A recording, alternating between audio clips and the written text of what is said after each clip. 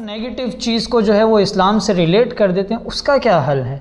یا تو اس میں دیکھیں دو چیزیں ہو سکتی ہیں، ایک تو یہ کہ دیندار لوگوں نے اپنی ذمہ داری پوری نہیں کی، یا تو یہ کہ کچھ اور لوگ جنہیں دین سے کوئی دور دور تک واسطہ نہیں تھا وہ سامنے آئے اور انہوں نے جو ہے ان کی ذمہ داریاں کرنا شروع کر دیں۔ ظاہر سی بات علم تو ان کے پاس تھا نہیں، اب انہوں نے جو ہے نا اپنا جو ان کا ایک من گھڑت دین تھا وہ سکھانا شروع کیا، اور اس کے نتیجے میں جیسے واقعات ہمارے سامنے پیش آ رہے ہیں آج کل سیالکوٹ کا آپ کا واقعہ یہ اسٹوڈیو ہے، یہاں پہ آپ نے کسی فلم پہ بحث کرنی ہو تو کیا آپ کسی موچی کو بلائیں گے کہ آؤ ہم نے فلاں فلم پہ بحث کرنی ہے؟ کبھی نہیں۔ یا آپ نے کوئی جی پاکستانی اٹامک انرجی والوں نے فلاں اسپیس شپ کا کامیاب تجربہ کیا، اس پہ ہم نے بحث کرنی ہے تو کسی فلم ایکٹر کو بلائیں گے آپ؟ کبھی نہیں، کبھی نہیں بلائیں گے۔ بالکل نہیں۔ آپ نے کسی سائنسی فارمولے پہ یا فزکس کیمسٹری یا کسی بھی ایسے ٹاپک پہ بات کرنی ہو اور آپ اپنے محلے سے کسی دتو گامے فلاں کو بلائیں گے؟ کبھی آپ اسی فیلڈ کے جو ماہر ہیں اسی کو بلائیں گے نا۔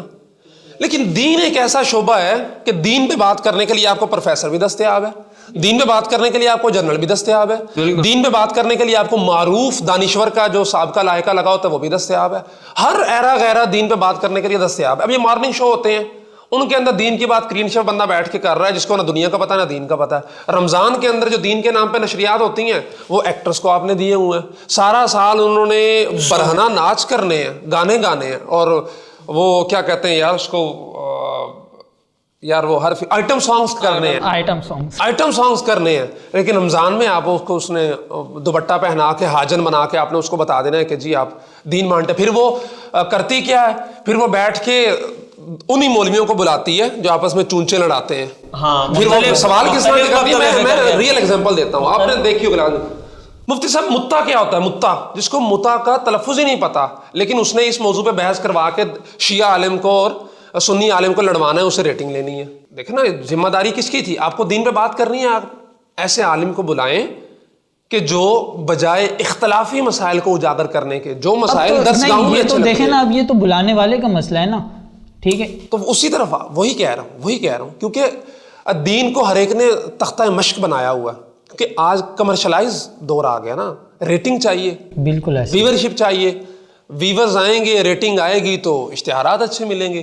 اس کے لیے ضروری ہے کہ پہلے مرغے لڑائے جاتے تھے، اب وہ جو مولوی مرغوں کا کردار ادا کر رہے ہیں ان کو بلا کے لڑوا لو۔ جی بالکل ایسا ہی ہے۔ اگر میں دیکھیں نا ہمارے علاقے میں اگر مجھے جو ہے نا اپنے علاقے میں اچھا علاج نہیں مل رہا میڈیکل، تو میں ریسرچ کرتا ہوں کہ یار اچھا ہاسپٹل کہاں ہے جہاں میری بیماری کا علاج ہو سکے۔ اگر مجھے اسلام آباد میں بھی علاج مل رہا ہے، میں کراچی سے سفر کروں گا وہاں تک، میں اسٹرگل کروں گا۔ اگر میرے بچے کو میرے گھر کے ساتھ جو اسکول ہے گورنمنٹ اسکول ہے، وہاں اچھی تعلیم نہیں مل رہی تو میں اسے پرائیویٹ اسکول میں ڈالوں گا تاکہ میرا بچہ اچھی تعلیم حاصل کر سکے۔ اسی طرح بہت سی چیزیں ہیں، مجھے جس چیز کی طلب ہوگی میں اس میں بہتری کی طرف جاؤں گا۔ اور موسٹ آف دا پیپل جن سے میں نے شکایت سنی دین کے حوالے سے کہ یار وہ مولوی صاحب نے ہمیں ایسے بتایا، کون سے مولوی صاحب تھے؟ جی وہ مسجد کے مؤذن تھے، جی وہ قاری صاحب۔ قاری صاحب کا کام ہے، میں عوام سے یہ کہنا چاہوں قاری صاحب نے قرآن پڑھا ہے، قرآن سمجھا نہیں ہے۔ وہ آپ کے بچے کو قرآن پڑھانے آ رہا ہے، قرآن پڑھانے میں اور قرآن سمجھانے میں بہت فرق ہوتا ہے۔ لیکن جب دین کا معاملہ آتا ہے نا تو ہماری عوام اسٹرگل نہیں کرتی، وہ یہ نہیں دیکھتی کہ یار یہ بندہ کون ہے، اس سے میں دین کا یہ مسئلہ پوچھوں یا نہیں پوچھوں۔ اب دیکھیں نا، آپ نے مثال دی ڈاکٹر کی، ہم کہتے ہیں جی یہ ہارٹ اسپیشلسٹ ہے، یہ یورولوجسٹ ہے، بالکل ایسے ہی، یہ سائیکالوجسٹ ہے، یہ اسکن اسپیشلسٹ ہے۔ تو جس کا مسئلہ ہے اسی کے پاس ہم جاتے ہیں۔ وہ آن لائن ایپس آئی ہوئی ہیں اب تو، اس پہ ہم لکھتے ہیں کہ ہمیں یہ اسپیشلسٹ چاہیے، نیئر بائی فلاں نہیں ہوتا تو ہم ٹریول، اب تو لوگ باہر بھی چلے جاتے ہیں۔ تو دین کے بھی تو مختلف شعبے ہیں نا، ایک فقہ کا شعبہ ہے، ایک حدیث کا شعبہ ہے، قرآن کا شعبہ ہے، ایک مسائل کا شعبہ ہے، اور بزنس کی فقہ الگ ہے، جو فرض معاملات ہیں ان کی فقہ کے معاملات الگ ہیں، اور اب ہر ایک کے علماء تیار ہو رہے ہیں۔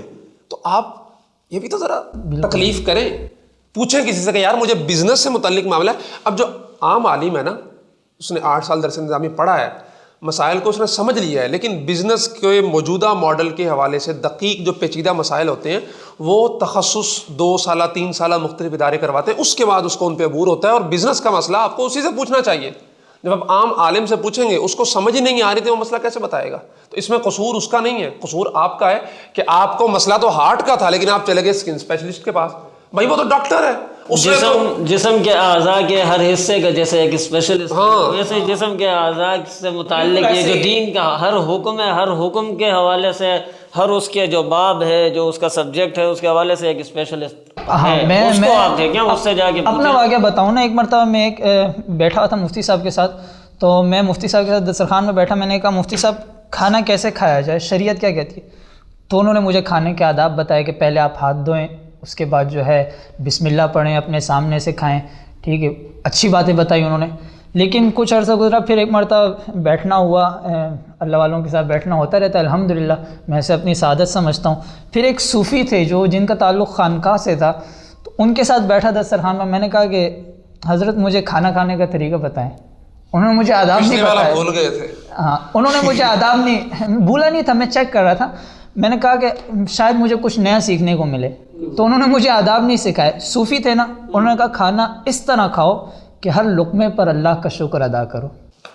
ہر بندہ اپنی فیلڈ کے حوالے سے وہ تصوف والے بزرگ ہیں، وہ صوفی والے، ان کا وہ تو وہی بات کریں گے ہر لقمے کے ساتھ اللہ اکبر سبحان اللہ الحمدللہ. اس کو پتہ نہیں ہو، اس کو آداب یاد نہیں ہوگی.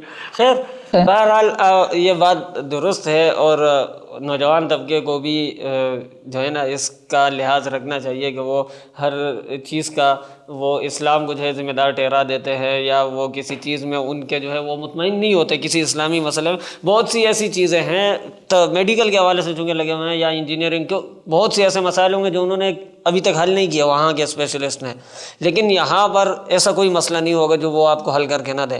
آپ بس یہ کہ اچھی جگہ جائیں، اچھی جگہ پوچھیں. فاسألوا اہل الذکر، قرآن کا بھی یہی حکم ہے کہ جو جاننے والے ہیں، جو جن کو اللہ تعالیٰ نے علم دیا ہوا ہے، ان سے جا کے پوچھیں.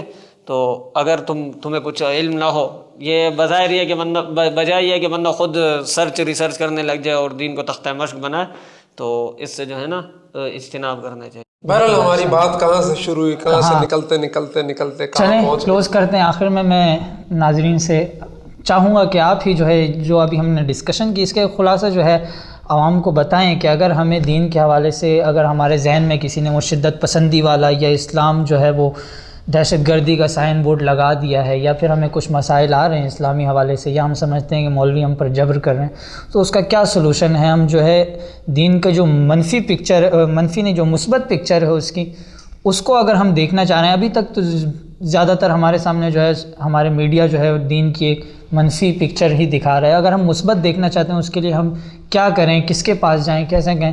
میں چاہوں گا کہ آج آپ ہی جو ہے نا اصفر بھائی، میں نے یہ بات پیچھے کر دی ہے، وہی بات دہراؤں گا کہ آج کل کا جو دور ہے، بلکہ مولانا صاحب بیٹھے ہیں کنفرم بھی کریں گے، یہ وہ دور ہے جس کے بارے میں پیغمبر علیہ الصلوۃ والسلام نے فرمایا کہ فتنے اس قدر تیزی کے ساتھ آئیں گے جس طرح وہ آپ تسبیح کا دھاگا توڑتے ہیں تو دانے یک کے بعد دیگرے گرتے ہیں.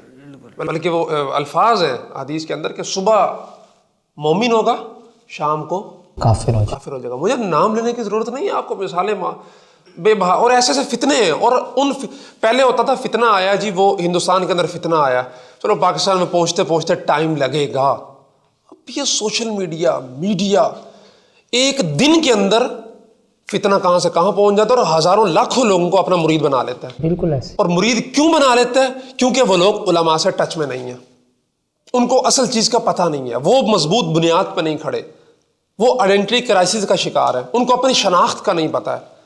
تو آج کل کے دور میں، اور پیغمبر نے طریقہ بتایا بچنے کا. صحابہ نے سوال کیا فتنوں سے بچنے کا طریقہ کیا ہے؟ فرمایا کہ اس دور کے جو اہل علم ہیں ان کے ساتھ جڑے رہو.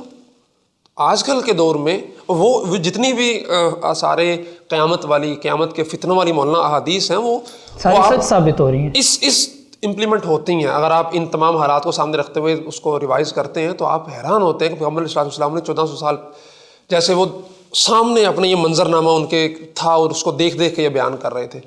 تو وہی بات، آپ کسی بھی مسلک، کسی بھی فرقے، کسی بھی طبقے، کسی بھی جگہ کے رہائشی ہیں، علماء کے ساتھ رابطے میں نہیں، لیکن شرط یہ ہے کہ وہ عالم اعتدال والا ہو، مثبت ہو، اور وہ واقعی عالم ہو، اور اپنے جو دین ہے اس کو پھیلانے میں بخل، اس میں بھی ریسرچ کی جائے کہ واقعی عالم ہیں، جو ماہر عالم ہیں کس قدر. مختصراً یہ کہ آپ اپنے علاج کے لیے بھی معتمد ڈاکٹر دیکھیں نا، اسے بھی علاج سمجھے، روحانی علاج ہے. اچھا عمار بھائی جو ہے ہمارا ٹاپک جو ہے آج پتہ نہیں ہم نے کہاں سے شروع کیا, اور بہت اچھی بات ہے کہ ہم نے بہت ساری چیزیں, اچھا اس کا فائدہ ہو گیا, ہمارا کوئی ایک خاص ٹاپک نہیں تھا تو بہت ساری چیزیں کور ہو گئی, بہت ساری چیزیں جو ہے اس میں ایک سے نکل کے دوسرے میں گھستے گھستے ہم کہاں پہنچ گئے. ہمیں بھی فائدہ ہوا, انشاءاللہ سننے والوں کو اور دیکھنے والوں کو بھی فائدہ ہوا, اگرچہ ہم نے کیمرہ مینس کو کافی تنگ کیا ہوا ہے کافی دیر سے. تو اسی کے ساتھ جو ہے ہم اختتام کرتے ہیں. آپ دونوں حضرات کا میں شکریہ بھی ادا کرتا ہوں کہ آپ لوگ ہمارے پاس آئے. السلام علیکم ورحمۃ اللہ.